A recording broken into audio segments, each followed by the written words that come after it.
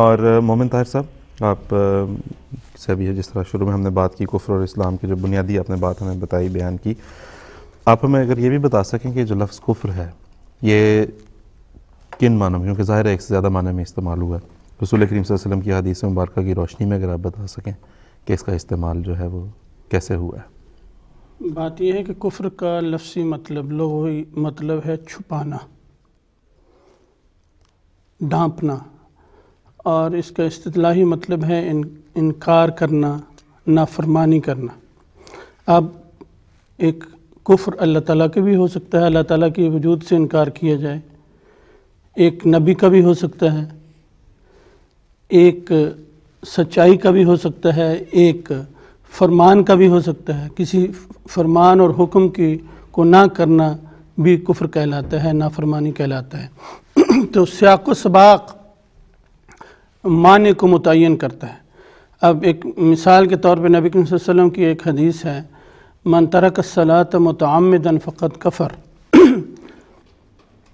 کہ جس نے جان بوجھ کے نماز چھوڑی تو وہ گویا کافر ہو گیا۔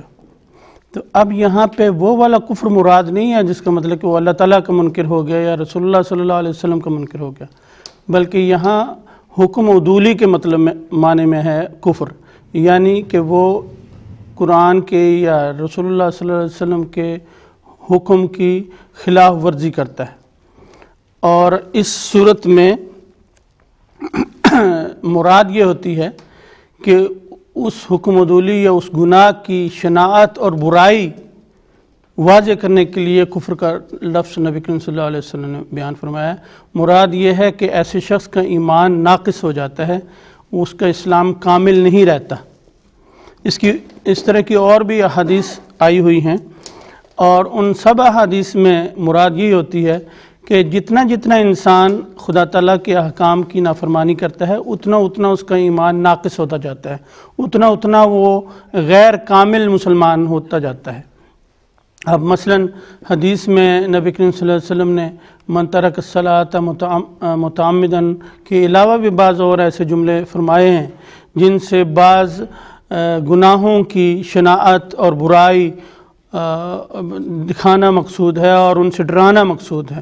مثلا نبی کریم صلی اللہ علیہ وسلم نے فرمایا من مشى مع ظالم يقويه وهو يعلم انه ظالم فقد خرج من الاسلام، کہ جو شخص کسی ظالم کی مدد کرنے کے لیے نکلے اور وہ جانتا ہو کہ یہ شخص ظالم ہے تو ایسا شخص اسلام سے نکل گیا۔ یا نبی کریم صلی اللہ علیہ وسلم نے فرمایا کہ لا ایمان لمن لا امانت لہ، کہ جو شخص دیانتدار نہیں اس کا ایمان نہیں، قطعاً اس کا کوئی ایمان نہیں۔ اس کا مراد یہ ہے کہ اس کا ایمان کامل نہیں۔ تو یہ مراد ہے کفر کے۔ کفر خدا کا بھی ہو سکتا ہے، کفر ایک نبی کا بھی ہو سکتا ہے، کفر ایک سچائی کا بھی ہو سکتا ہے، کفر ایک فرمان کا بھی ہو سکتا ہے۔ تو ہر چیز اپنے سیاق میں سمجھی جائے گی، اور ورنہ تو مودودی فرماتے ہیں کہ 99% جو مسلمان ہیں وہ نام کے مسلمان ہیں، کام کے نہیں، عمل میں نہیں، عمل میں وہ مسلمان نہیں۔ اور اقبال نے بھی مشہور شعر کہا ہوا ہے جس کے درانے کی اب اس وقت ضرورت نہیں اختصار کی وجہ سے، تو اگر ہم کفر اس معنی میں لیں کہ وہ اسلام سے خارج ہو گیا تو پھر تو 99% مسلمان ہی رہتے، یہ مولوی ان سب کو نکال کے باہر کر دیں گے۔ تو ہر بات اپنے سیاق میں سمجھنی چاہیے۔ جی ٹھیک، بہت شکریہ محمد طاہر صاحب۔